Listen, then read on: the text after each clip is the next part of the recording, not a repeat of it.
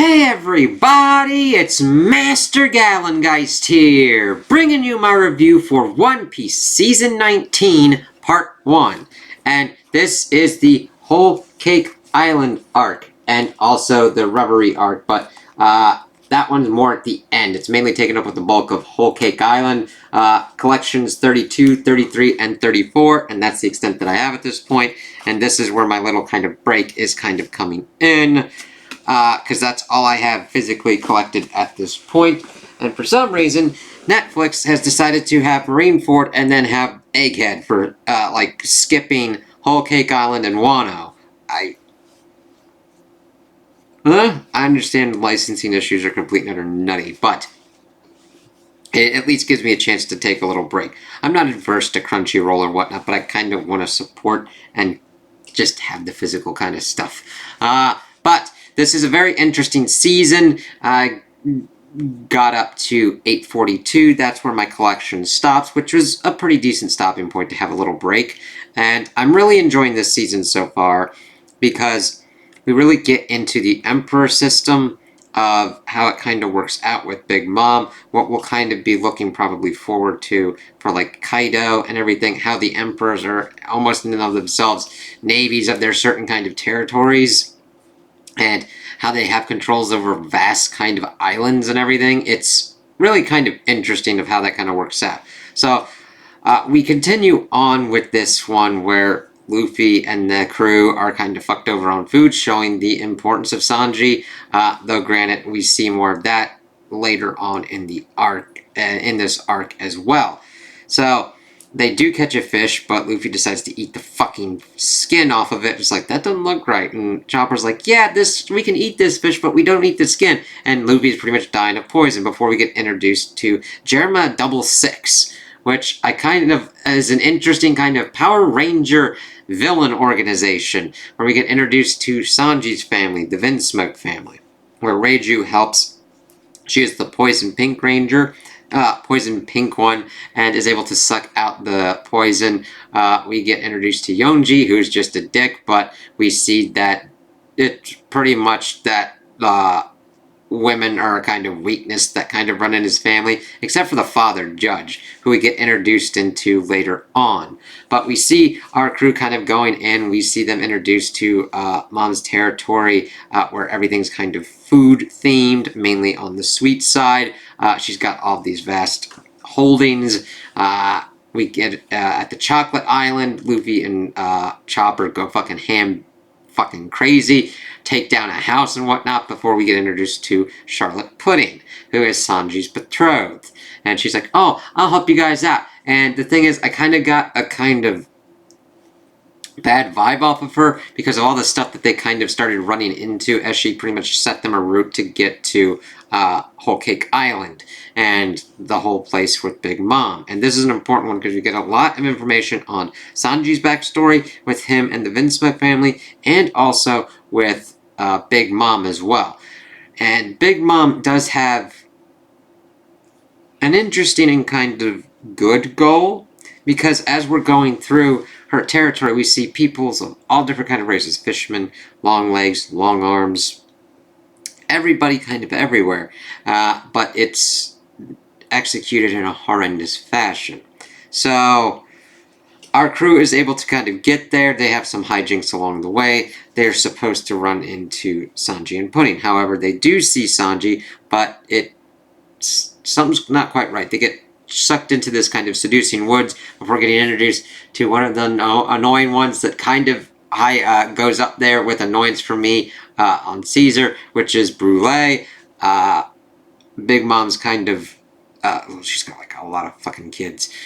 She's got the power of the mirror fruit to make a mirror world, and the biggest kind of issue is that like Chopper and Carrot pretty much get sucked into this mirror world, and they kind of have fuck all to kind of do. The balancing of the stories was kind of a little awkward here. Now, granted, it could probably be better in the manga with like how Oda handled it, because I understand when you're trying to adapt this stuff, you kind of have to fill time. Now, though granted, there aren't really we don't have filler here at this point. but you can tell they kind of stretch it for certain kind of pacing because we don't really check in with them that much until about later, and then it's like, okay, what the fuck's kind of going on here? But we see that our crew kind of gets screwed over with this before getting introduced to one of the husbands of Big Mom, and it's actually the father of Lola and her twin sister Chiffon. And we learn that Chiffon is married to Beji because Beji decided to hook up with the crew of Big Mom. But we learned that he's pretty much doing this as kind of a assassination ploy. It's like, oh shit. Beji is definitely an interesting character of the worst generation. Especially when he's like put in and really integral to the plot, at least to the point that I kind of stopped off at. Let's see. Peckham's, of course, really has loyalties to Big Mom. We see that he disappears for a little bit and then pops back up, and Beji's like, I'm gonna kill your ass.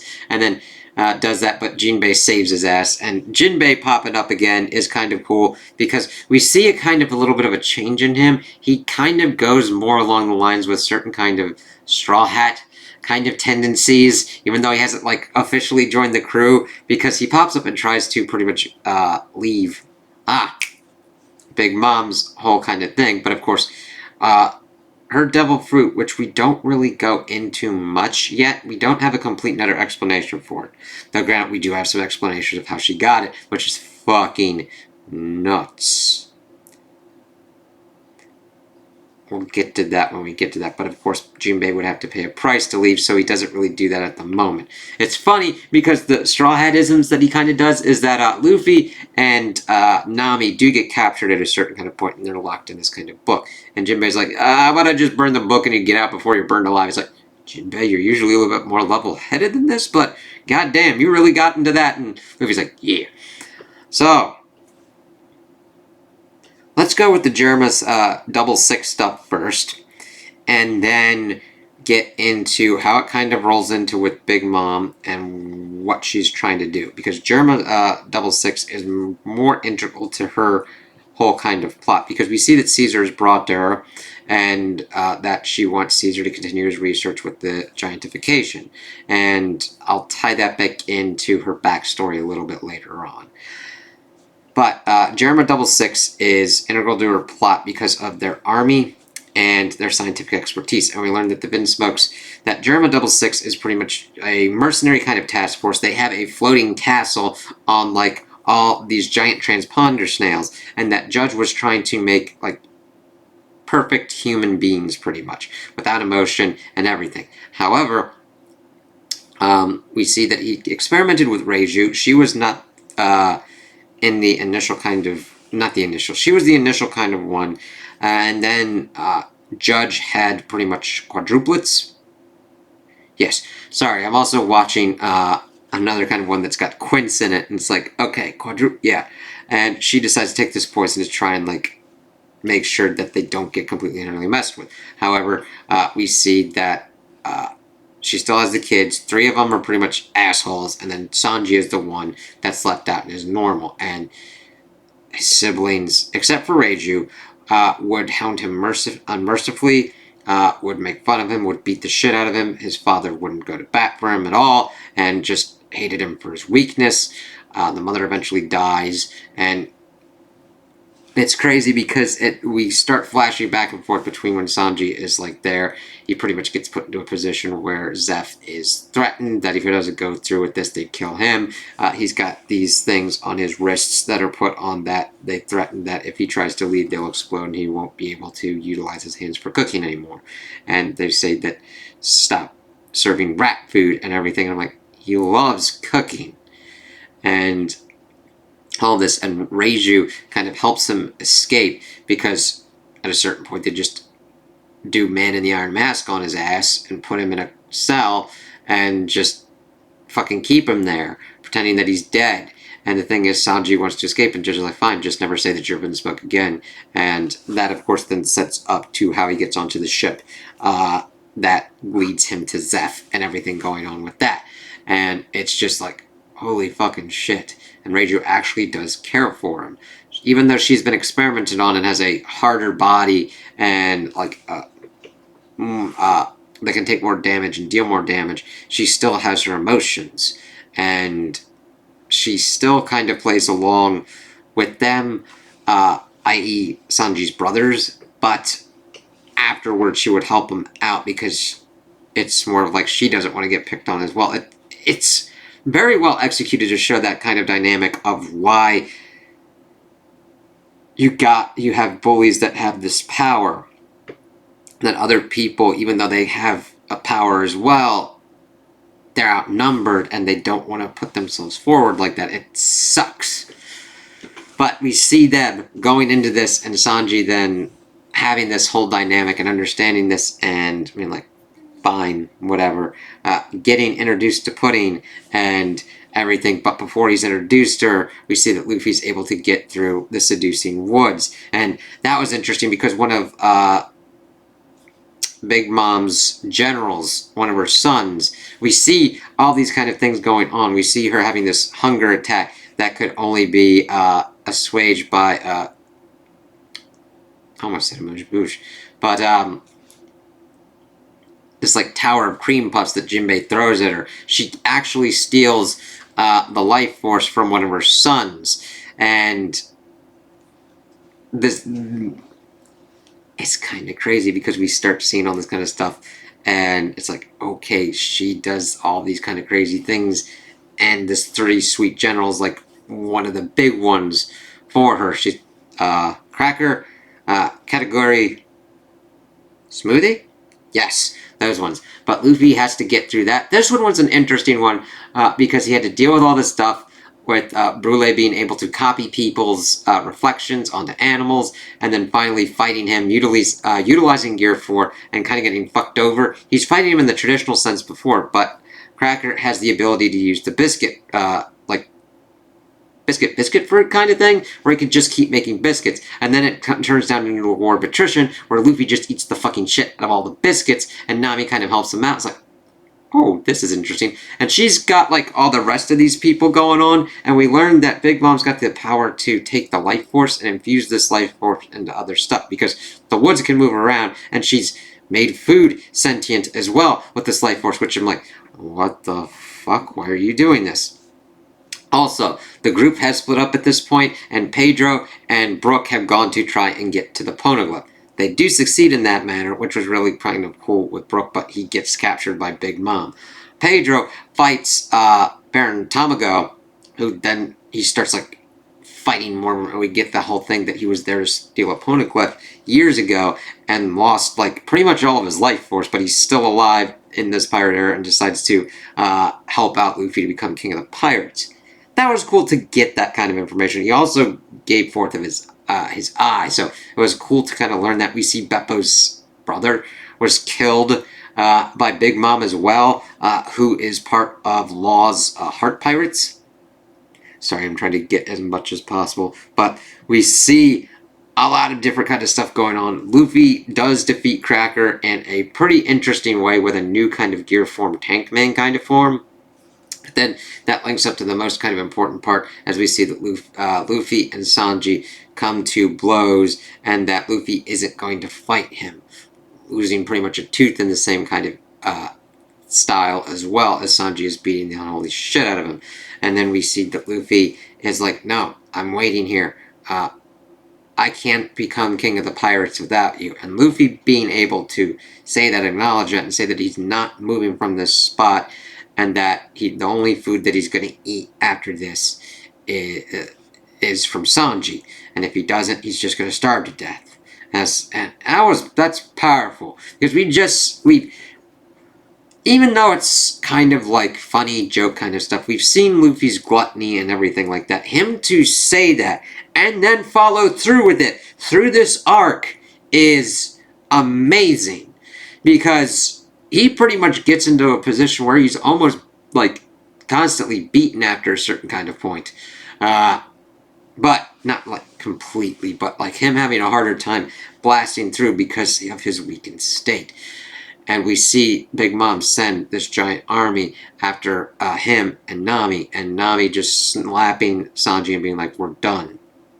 And seeing Sanji cry and being like, he wants to be with his friends, with his actual family, but with everything, he doesn't, he doesn't think of the other choice that he could ask Luffy for help. And the thing is, even though he didn't ask Luffy for help, Luffy still came to help his ass. He would have known. And the thing is, Luffy does learn that Zeph has been threatened, and he's like, I'm friends with them too. I'd fight him and go back to the East Blue to save him, because that's what...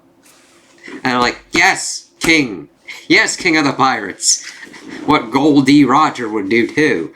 But, this then starts in like crazy kind of shit, because Luffy and Nami get captured, get put in that kind of book prison, and it's even nuttier because we see that Pudding comes and we learn that she's part of Big Mom's plot to kill Jerma 66 and take everything, kill Sanji, and she's got a third eye, and she had a horrible childhood as well. People calling her a freak and everything, but then she decided to turn that back on them and become that kind of evil person, and that she's going to kill Sanji, and then Luffy losing his fucking shit and trying to rip his own hands off. And the thing is, I get that. I mean, she's going to hurt a member of his crew, his friends. He will stop that, even if it means sacrificing himself like that, freaking out Nami before Jinbei pops up, gets him out, and he's still hungry and everything. He's calling out Big Mom before Jinbei comes and says, come down here. You're gonna have all these excuses, but you're still not king of the pirates. And it's like, good on you, Luffy. Good on you for calling her out. But it's not going to be that easy to take on Big Mom. As we see them going through, he's trying to get to Sanji. Sanji did this whole thing of cooking this meal for Pudding before he learns the whole truth about standing out from her window as well, and learning that he made all the Straw Hat's favorite foods. So he decides to run out and try and get the food to Luffy. Luffy gets back to there as well, and he's just hungry as shit. And the only way that Sanji kind of finds him is his stomach growling. And then we see from Sanji's past, he'd cooked his mother a meal before she had died, and it was kind of ruined, but she still ate it and said it was the best thing ever anyway. And then we see the echoing of this as Luffy gets the food, because Sanji had to go through all this shit, and he thinks it's ruined, but Luffy says it's the best thing he's ever eaten. He's like, oh god, Frankie would love this, Usopp would love that, all that kind of stuff. And then he's back to 100, and they're like, alright, we got to figure out what to do with this. We're gonna get you out of this, Sanji. But the thing is, Sanji's learned what's going on, and he wants to save his family. Mainly more kind of Reiju, because Reiju also has a kind of Luffy has a soft spot for Reiju as well, because she gave him the information of what was going to go on as well. So we also get information on Big Mom, because at this point they hook up with Jinbei. They learn about Beji wanting to assassinate Big Mom. This is where we start getting towards the kind of like tea party thing with the whole kind of wedding. Beji wanting to take her out. Chiffon having her shit being screwed over as well because she looks like Lola. Lola was supposed to marry Loki, one of the Prince of the Giants, and that would bring them into the fold. And Big Mom is actually not a giant, and she actually has a storied history with the giants. So let me get at least into the tea party. We get the whole kind of thing. Caesar's developed a poison gas that should kill her with like 3 rocket launcher things, and their whole thing is to take down this picture of Mother Carmel, who's evidently really important to Big Mom, because we had seen during Brooke's fight with Big Mom that you can't really attack her directly, and that there was an incident where someone knocked over the picture. Big Mom let out this kind of pretty much, I'm going to say, hockey kind of infused scream before scraping her knee and actually getting injured. It's like, okay, so their whole thing is to take out the picture and do everything like that. And we do have a costume change, which is actually kind of cool. Everybody kind of brought together, and Luffy's like, I got this entrance. So we see everything kind of worked out. Sanji's trying to keep it cool with Pudding, but is it really working out too well? But he hasn't really given anything away. Before we get into the tea party, we see that Pudding kind of gets freaked. Like, she shows off her eye, but Sanji's like, why have you been hiding that? It's beautiful. And that completely and utterly throws her. Nobody's said that to her before, even her own mother. And her mother is fucking stupid because she's been doing the stuff that other people did to her when she was a kid. So, everything starts kind of derailing. Luffy does his entrance where they utilize Brulee's powers to make all these animals into Monkey D. Luffy's, and Brook is able to sneak up there and crack the whole thing. This is where we then get the whole kind of spiel. And it's a very telling execution that they're able to make you feel for Big Mom, but still not condone everything that's gone on, because she evidently is just some kind of, I don't know if augmented human is the right kind of term, because I don't think she was experimented on. I think she was just born of two regular humans and is just bigger and has a bigger kind of appetite. However, her parents decide to leave her on giant, Elbaf, and she has no impulse control. I mean, she's like a 6-year-old, and she has a complete and utter propensity for sweets. And she does that, gets introduced to Mother Carmel and all these other kind of orphans, and they're on Elbaf. We see a lot of important giants. Harudin is really kind of cool as a little kid. We see two really old school, over 300-year-old co-leaders of the whole thing, and we get introduced to the giant sweets and everything. We get introduced to Charlotte Linlin, Big Mom's kind of hunger attack, because they were doing this whole kind of fasting thing for this giant ceremony for the winter solstice. And I'm like, you have to watch out for that kind of stuff. And of course she goes nutty. She destroys the village. And it's like, holy shit. She mortally wounds one of the elders, and they were pretty much going to kill her, but Mother Carmel's like, no. But we learned that it's not for the goodness of Mother Carmel's heart. We had learned that she helped out the giants, but it was more a ploy to get in, and that she is a child trafficker. And that she has the whole kind of spirit devil fruit power, which we learn of a interesting and disturbing thing that goes on with the devil fruit powers here. So, the giants are like, alright, we won't kill the kid, get the fuck off this island. So they pretty much set him up on another island, and they kind of get checked on every now and then, and they do a birthday party for Charlotte Linlin. And the thing is, she goes into pretty much a state where she pretty much can't see anything, and says she's pretty sure she ate the table, before we see that nobody else is around. This is around the time that, Carmel's like, I'm paid off, and I'm pretty much part of CP Ages 0. It's like, yeah, I'm going to sell these kids to be child soldiers to the government. It's like, you fucker. But Linlin never finds that out. Because Linlin, in her euphoric state, ate everybody. Now, granted, it doesn't explicitly come out with a sign and say, she ate everybody, but nobody's around, and she's able to utilize Mother Caramel's devil fruit power, which gives us pretty much proof that if you eat a devil fruit user, now granted, I don't know if you have to eat them all in one shot or what, you are able to gain their devil fruit powers, which opens up a lot of questions of what Teach Blackbeard did to Edward Newgate, Whitebeard, and any other devil fruit users as well. And if there needs to be any certain kind of time limit, I don't know. That's the thing about this story. I'm pretty sure I'll find some kind of explanation at some point. So I'm just thinking at this point. I'm not saying that they're bad for not. I'm like, holy shit, this is fucking crazy. Because we get this Strusen dude, who we'd seen made the cake before everything was kind of going to shit. And he pretty much uses her, just like the government did, utilizing her powers, utilizing how big she is. And the thing is, Mother Carmel had pretty much put this whole kind of thing in her head to sit with all the races and be harmonious and everything. And that this goes to Linlin's whole kind of plan that she does want all the races to sit as equals, and that gets her to the whole giantification thing. Except she wants to do that for all the races, so everybody can sit at the same eye level. And the thing is, I'm like, shit.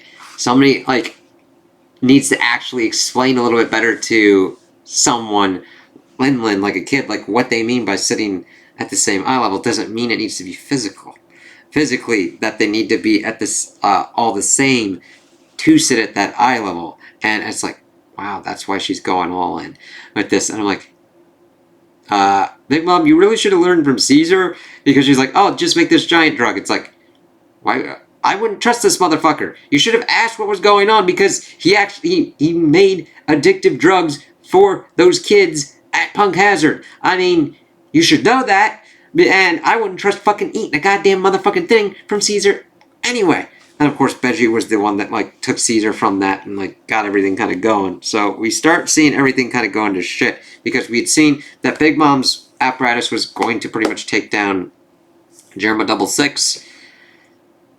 And that was the important bit with Big Mom. But we see that that's kind of warped her whole kind of view of everything kind of going on, and what her kind of goals are, as she's pretty much screaming her head off. And we see that they're trying to capture and keep Jerma 66, to where even Sanji's brothers are just like, fuck it, we're not really going to die before Judge is crying, because he wanted to retake the North Blue.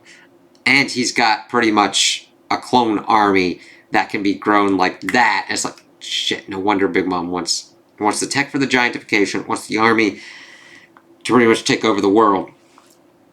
And just seeing Judge be like, had one pulled over on him, it's just like, holy fucking shit.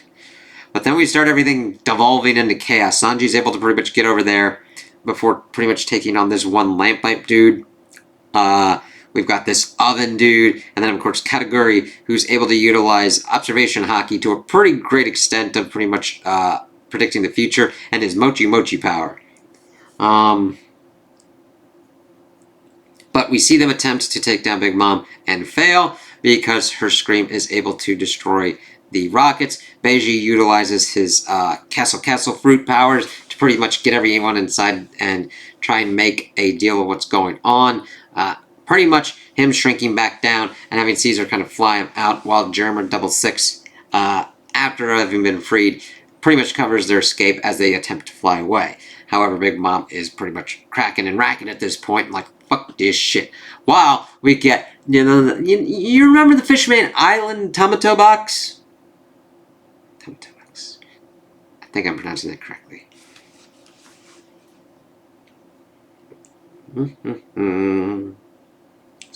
Come on. Almost there. 59. I've gone too far.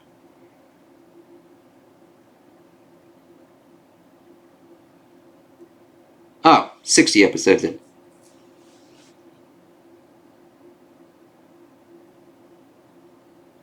Or at least that's how they pronounced it in the dub.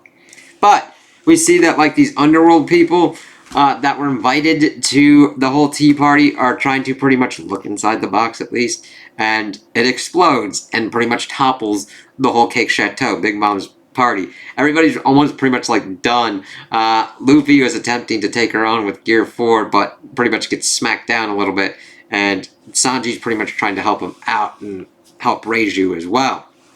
Or everything devolves into shit. Big Mom pretty much getting tanked down. She's recovered herself at this point from everything that goes on, and it's pretty much falling down. Everybody's like going everywhere. It's like, holy shit. So it's a complete kind of cliffhanger to kind of leave on, but it helps me get a kind of break at this point. I mean, I'm good to pretty much play that One Piece game, One Piece Odyssey.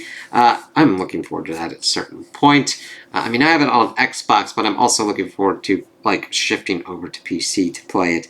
But this definitely introduces a lot of interesting concepts. I liked how the conflict between Luffy and Sanji, even though people could call it a forced kind of drama, I would disagree on that. Mainly down to its execution. Even when we had the drama between Usopp and Luffy in regards to the Going Merry, the stakes and the character interactions make sense that this drama and clash would come on, because Luffy is like, I'm not letting my crewmen go because they're part of my crew, and he needs them, and he wants to help his friends. And Sanji's like, I'm in a position where I can't get help from my friends. I'm trapped. And them both having that, being stuck in that before reconciling and working back together and being crew members again, works very well. And Big Mom is a definite threat, and I like, I could definitely understand if people would be like, I wish we had just gone to Kaido first, but I think this is actually an important thing to showcase that the power levels of the emperors and how they kind of work and operate before we get to Kaido. Kaido is kind of a main attraction, big ass motherfucker event.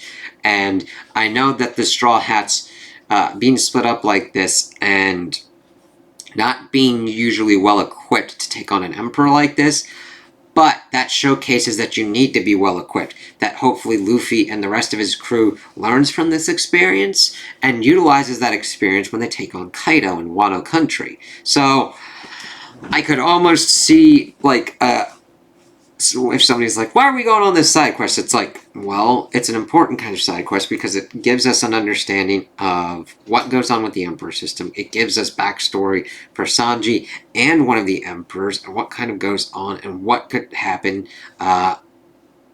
if an Emperor potentially gets taken out, or how hard that is to attempt to take one out. Because Kaido, I mean, we've only been introduced, I mean, we're being effectively introduced to him, like, it's taken a while, and the pacing tends to be more on the long side, but I think it's an effective kind of build-up where you don't just be like, we're already introduced to it, and then you have to kind of ramp up the kind of stakes. We get introduced to Jack. We get introduced to pretty much Kaido's kind of stuff in Punk Hazard with all those connections to Flamingo and all that, and Dressrosa, and what it kind of means to take on Kaido and his Beastmen, and what he's attempting to kind of do. And Big Mom, I think, is an important kind of step in that direction, because we understand what it means to go on that kind of front. What our crew has to do to be able to actually tactically take this shit on. And that Luffy, even though he's got the best kind of plans in trying to sneak Sanji out, sometimes that doesn't work, and you have to improvise and figure out other kind of ways if your plans go sideways. Now, that doesn't mean you just go barging in like you did, like, hey, Sanji, come with me. So we've got a lot of plates spinning. Pudding is kind of on the back foot because she didn't do what she was supposed to do in killing Sanji. So we'll have to see what kind of goes on with her. She could potentially rehabilitate, maybe, but I'll have to see how that kind of works. It's interesting that she's kind of the princess for this kind of place, and that she is more of an evil princess that we haven't really been introduced to before. Granted, you could say that Vivi kind of played that, but she was undercover agenting, that kind of thing, so it's more of a, like, the appearance at first, and then that. And then, of course, we've got this. Actually, she was that, and we'll have to see what kind of works out. I am intrigued to see where this kind of goes and what repercussions come from this before then getting into the big, beefy motherfucker that is Wano country and where we kind of go from there. Because Luffy is understanding of he has to take out all the emperors. We got Big Mom, Kaido, Blackbeard, and red-haired Shanks. Shanks would be, like, out of them, I'm like, okay, Big Mom is going to kick her ass. We'll have to see how that works out. Kaido, take that motherfucker down. Blackbeard's going to be a really that interesting kind of fight on that front. Shanks is the one that I'm most intrigued about because I would want to know how that would kind of work out. Because I don't think it would be a traditional kind of way to go for it. Unless we don't go that route. Unless the story goes in a kind of different direction. But I don't know, and I don't really care because I know that sounds weird. I don't know and I don't care, but because I've liked how this has been executed so far. Now, granted, I understand the anime has been having different execution than the manga, mainly because there's certain things you can't show in the manga because of pretty much space and 2D.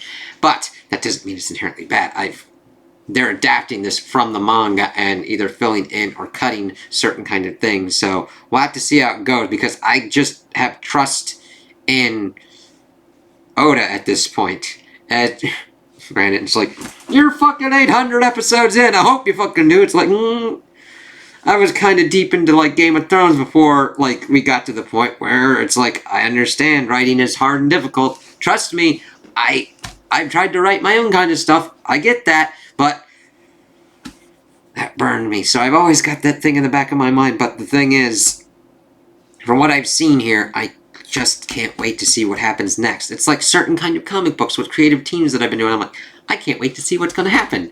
And I just want to see where this goes and how our heroes deal with their victories and deal with their defeats, and where this journey will go. So those are my opinions on the season part 1. Tell me what you guys think in the comments below.